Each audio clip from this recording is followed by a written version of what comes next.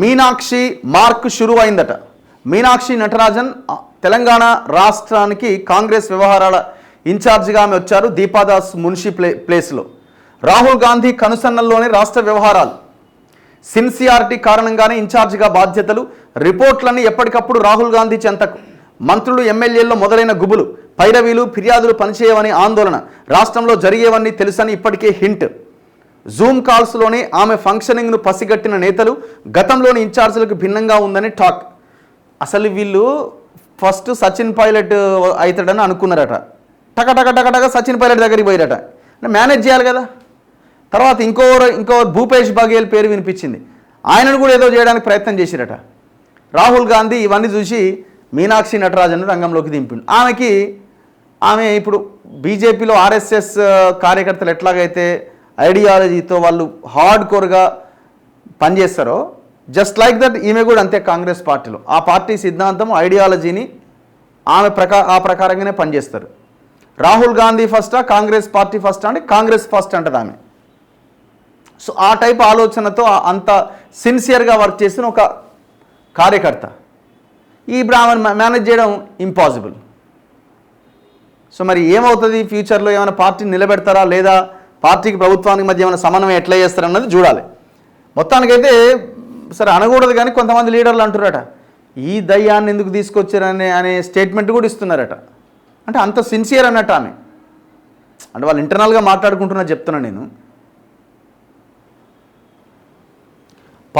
రాష్ట్ర పార్టీ వ్యవహారాల ఇన్ఛార్జిగా మీనాక్షి నటరాజన్ను నియమించడంతోనే మంత్రులు, ఎమ్మెల్యేలు, ఎమ్మెల్సీలు, సీనియర్ నేతల్లో అలజడి మొదలైందట. ఏముంది, దీపాదాస్ మున్షిని మేనేజ్ చేయాలంటే అయిపోయా. చెక్కో లేకపోతే కారో ఇంకోటో మేనేజ్ చేస్తే ఓకే రైట్ అంటది ఆమె. ఏముందాడా? అంతకుముందు మాణిక్యం ఠాగూర్ గురించి కూడా ఇట్లనే మాట్లాడారు. ఈయన చాలా రాహుల్ గాంధీ టీం అన్నారు. కానీ వాళ్ళకి ఈమెకి చాలా తేడా ఉన్నది. ఇప్పటి వరకు రాష్ట్రానికి ఇన్ఛార్జీలుగా పనిచేసిన గులాం నబీ ఆజాద్, దిగ్విజయ్ సింగ్, ఆర్సీ కుంతియా, మాణిక్యం ఠాకూర్, మాణిక్రావు ఠాక్రే, దీపాదాస్ మున్షి తదితరులతో పోల్చి చూసుకుంటున్నారట. ఇన్ఛార్జిగా లాంఛనంగా బాధ్యతలు తీసుకోకముందే ఆమె 2 రోజుల క్రితం రాష్ట్ర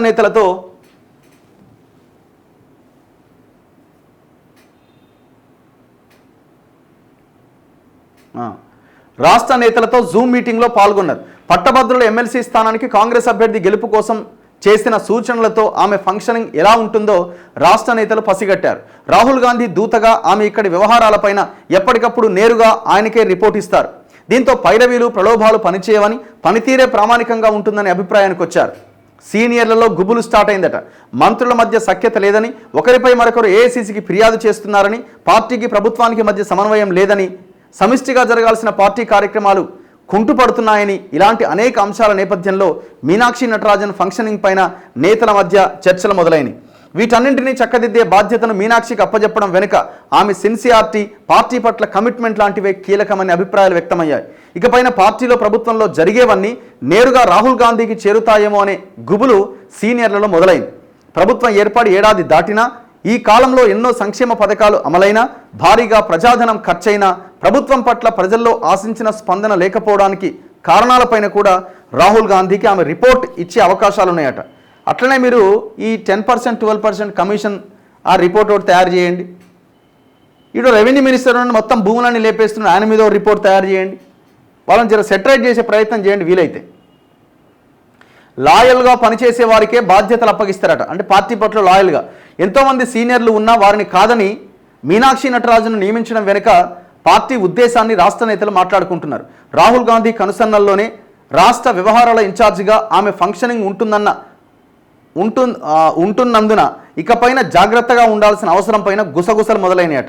పైరవీలు, ప్రలోభాలకు లొంగకుండా పార్టీకి లాయల్గా పనిచేయడమే ప్రయారిటీగా తీసుకొని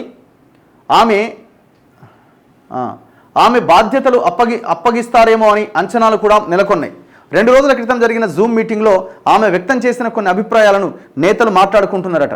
రాష్ట్రంలో ఏం జరుగుతుందో నాకు తెలుసు, ఎవరేంటో కూడా నాకు అంచనా ఉన్నది. అసెంబ్లీ ఎన్నికలకు ముందు వచ్చినప్పుడే నేతల మధ్య భిన్నాభిప్రాయాలు నా దృష్టికి వచ్చాయి. అప్పట్లో నేను రాష్ట్ర వ్యవహారాల్లో లేకపోవడంతో వేలు పెట్టలేదు. అధికారంలోకి రావాలన్నదే లక్ష్యం కావడంతో అప్పట్లో నేను జోక్యం చేసుకోలేదంటూ చేసిన కమెంట్స్ ఇకపైన ఎలా వ్యవహరించబోతున్నారు అన్నదానికి సంకేతమట.